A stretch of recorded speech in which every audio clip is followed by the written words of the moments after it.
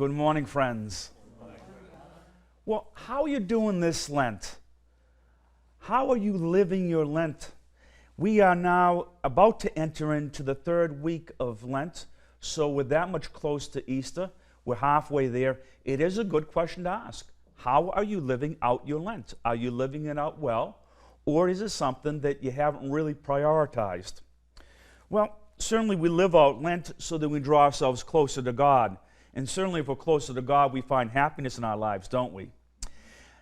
Some ways we do that as we listen to Scripture. So today we're presented with really kind of a theme inside this first reading as well as the Gospel. That first reading we hear about how Joseph's brothers were so very, very envious of this beautiful coat that the father had made for him.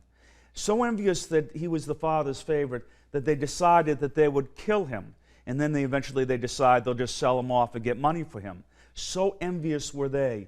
And then we come in today's gospel, and we're presented with something kind of very familiar to that, and that is the Pharisees.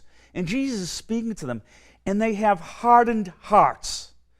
And Jesus is still trying as hard as he can to get into those hearts, to open them. And so he kind of wants to give them a message and tell them the way they're going is wrong. They need to change their ways. And so he talks about that landowner and how they reject him and how in the end what's going to happen. You know, there's cause and effect. There's an effect when you reject somebody. And there is a tremendous effect when you reject God.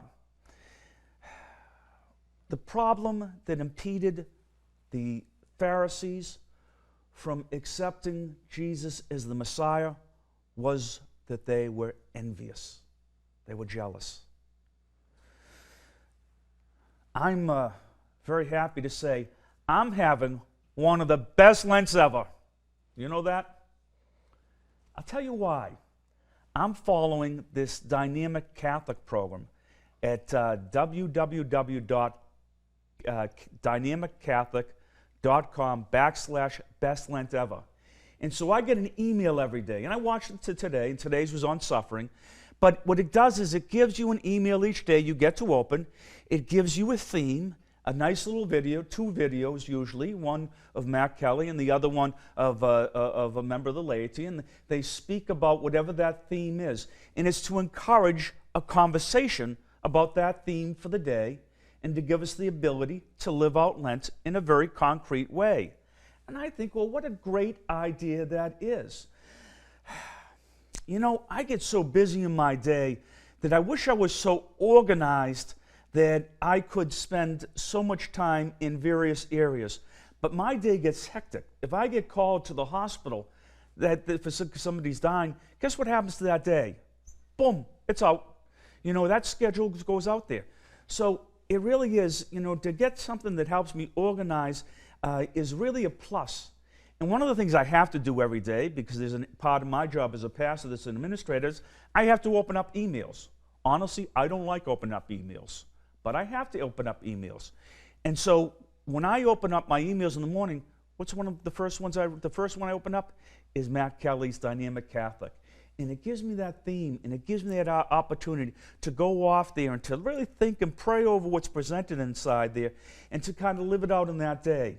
So how is it we do this? Well, you know, as we're living out this Lent, we want to undertake works of mercy, the corporal works of mercy, and the spiritual works of mercy.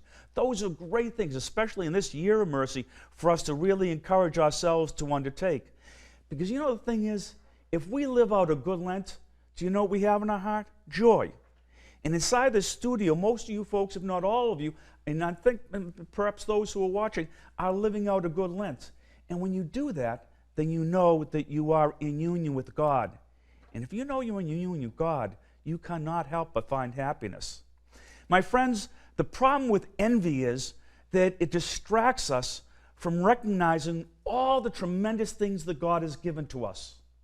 And so if you're one of those people who deals with envy inside your life, and I think that's every living, breathing person in this world, if you deal with envy, then one of the things to do is to really pray to God and maybe write out a letter of the things to God that a list of what you're thankful to God for. something you can keep on going back to.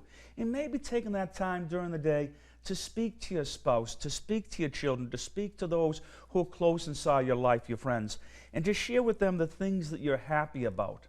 Because to really be centered in what God gives us is to bring us great security inside our lives, because that means we know we are loved.